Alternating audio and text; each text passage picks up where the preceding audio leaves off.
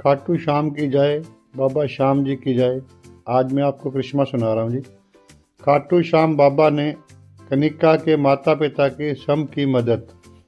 Kanika greater Noida में MNC company में job करती थी। वह अकेली नोएडा के एक छोटे से फ्लैट में रहती थी। उसके माता पिता मथुरा में रहते थे। कनिका के पिता बाबा खाटू श्याम जी को बहुत मानते थे। उन्हें जब भी वक्त मिलता था परिवार के साथ खाटू श्याम के दर्शन के लिए जाया करते थे। कनिका अपने फ्लैट में सुबह और शाम दोनों समय खाटू श्याम जी की पूजा किया करती थी। कनिका अकेली रहती थी, इस कारण उसके माता पिता बाबा खाटू श्याम जी से हमेशा यही प्रार्थना किया करते थे कि हे श्याम जी, हमारी बेटी की रक्षा करना। कनिका को जॉब करते काफ़ी समय हो गया था। उसे जब भी छुट्टी मिलती माता पिता से मिलने के लिए चली जाती थी। कुछ समय बाद कनिका के पिता का मन हरिद्वार में जाकर गंगा स्नान करने का हुआ। उन्होंने कनिका से जाने के लिए पूछा, परंतु कनिका को छुट्टी न मिलने के कारण उसने मना कर दिया। फिर कनिका के माता पिता हरिद्वार चले गए। कनिका अपने माता पिता को अक्सर फ़ोन करके हालचाल पूछती रहती थी। उसके माता पिता गंगा स्नान के बाद रात को मथुरा की बस में वापस आने के लिए बैठ गए। कनिका ने सुबह जब अपने पिता को फ़ोन किया तो उनका फ़ोन स्विच ऑफ आ रहा था। कनिका ने सोचा उसके पिता ने उसको फ़ोन भी नहीं किया अभी तक। उसने पड़ोस में रहने वाले अपने अंकल को फ़ोन किया और उसके घर जाकर देखने के लिए कहा। जब उसके पड़ोसी वाले अंकल ने घर जाकर देखा तो कनिका को फ़ोन करके बताया कि बेटा, आपके मम्मी पापा तो अभी तक आए ही नहीं हैं, घर पर तो ताला लगा हुआ है। यह बात सुनकर कनिका को अपने माता पिता की चिंता होने लगी। उसने कुछ समय इंतजार किया और वह घर पहुंच गई। दोपहर तक उसके माता पिता नहीं आए। शाम को वह अपने अंकल को साथ लेकर पुलिस स्टेशन गई और अपने माता पिता की फ़ोटो दिखाकर उन्हें सारी बात बताई। तब वहां के इंस्पेक्टर ने बताया कि हरिद्वार से आने वाली एक बस का एक्सीडेंट हो गया है, आप रुड़की के हॉस्पिटल जाकर पता कीजिए। यह बात सुनते ही कनिका रोने लगी। तब कनिका के अंकल उनको समझाने लगे। उन्होंने कहा, रात बहुत हो चुकी है, सुबह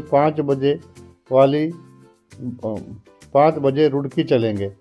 कनिका फिर घर आ गई और बाबा खाटू श्याम जी की मूर्ति के पास जाकर बैठ गई।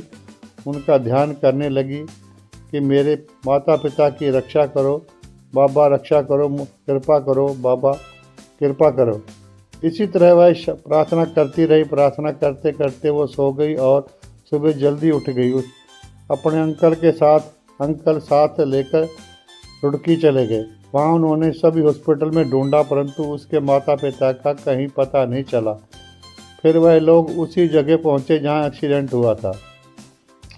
वहाँ भी कोई नहीं था। कनिका का दिल लगा बैठा जा रहा था। मैं मन में ही मन खाटू श्याम का नाम लेने लगी और प्रार्थना करने लगी। कनिका पुलिस स्टेशन गई और सभी घायलों और मरने वालों की लिस्ट चेक की, परंतु उसके माता पिता का कहीं पता नहीं चलता। वह हार कर वापस आ गई। 4 से 5 दिन हो गए थे। कनिका के माता पिता का कुछ पता नहीं चल पा रहा था। वह खाटू श्याम के सामने रोज दिया जलाकर बैठी रहती। वह सारा दिन मंदिर के सामने बैठी रहती है। इसी तरह 5 दिन बीत गए। 6ठे दिन उसके पिता का फ़ोन आया कि वह मथुरा के बस स्टैंड पर बैठे हैं, तुम गाड़ी लेकर वहां आ जाओ, यहाँ कोई सवारी नहीं मिल रही है। कनिका को विश्वास नहीं हुआ। फिर उसके पिता ने बताया कि हम दोनों ठीक हैं। कनिका गाड़ी लेकर वहां पहुंची जहां उसके माता पिता इंतजार कर रहे थे। कनिका उन्हें घर लेकर आई। थोड़ी देर बाद उनके माता पिता ने बताया कि हमें भी चोट लगी थी और हम बेहोश हो गए थे। जब हमारी आंख खुली तो हम एक फ्लैट में थे। एक भले से व्यक्ति ने हमारी सेवा की। जब हमें होश आया तो हमें देखा उस फ्लैट में से हमेशा इत्र की खुशबू आती है। जब उसने हमसे पूछा तो हमने बताया कि हम खाटू श्याम जी की पूजा करते हैं और उन्हें इत्र लगाते हैं, यह उसी की खुशबू है। हमने तुम्हें फ़ोन करने की बहुत कोशिश की, परंतु तुम्हारा फ़ोन बंद हो गया था। कुछ दिन बीतने के बाद कनिका ने अपने माता पिता से कहा, मैं उस भले आदमी से मिलकर उनका शुक्रिया अदा करना चाहती हूँ। उन्होंने आपको बचाया है और आपकी सेवा की है। अगले दिन कनिका उसी बिल्डिंग में उस भले आदमी से मिलने पहुँचे। जब वह अंदर जाने लगे तो गार्ड ने उन्हें रोका और पूछा कि आप कहाँ जा रहे हो। तो कनिका ने बताया कि हम 3 मंजिल पर जो रहते हैं उनसे मिलने जा रहे हैं। इस बात को सुनकर गार्ड ने बताया, यहाँ पर 3 साल से कोई नहीं रह रहा है, यह बिल्डिंग खाली पड़ी है। पर कनिका ने अपने पिता से पूछा, आप गलत जगह तो नहीं ले आए हो? तब उसके माता पिता ने कहा, नहीं बेटी, हमें पक्का पता है यही वही लोग रहते हैं। अपने मन का भ्रम मिटाने के लिए कनिका अपने माता पिता के साथ तीसरी मंजिल पर शक करने के लिए गई, परंतु वहाँ पर कोई नहीं था। फिर उसका ध्यान एक कपड़े की ओर गया जहाँ पर खाटू श्याम की मूर्ति पड़ी थी और इत्र की खुशबू आ रही थी। फिर कनिका ने अपने पिता से कहा कि खाटू भगवान ने आपको ज़िंदगी दी है और वह स्वयं आपका सहारा बनकर यहीं रह रहे हैं, आपका ध्यान रखा है। अब उनकी आंखों से आंसू बहने लगे और उनका प्रेम खाटू श्याम जी के साथ और गहरा हो गया। प्रेम से बोलो खाटू श्याम की जय।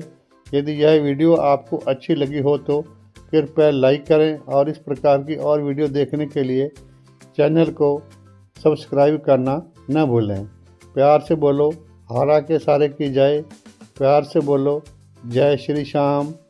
प्यार से बोलो खाटू नरेश की जय। बाबा जी का महामंत्र है जी, ओम श्री श्याम देवाय नमः। ओम श्री श्याम देवाय नमः। ओम श्री श्याम देवाय नमः। ओम श्री श्याम देवाय नमः। ओम श्री श्याम देवाय नमः। ओम श्री श्याम देवाय नमः। ओम श्री श्याम देवाय नमः। ओम श्री श्याम देवाय नमः। ओम श्री श्याम देवाय नमः। ओम श्री श्याम देवाय नमः।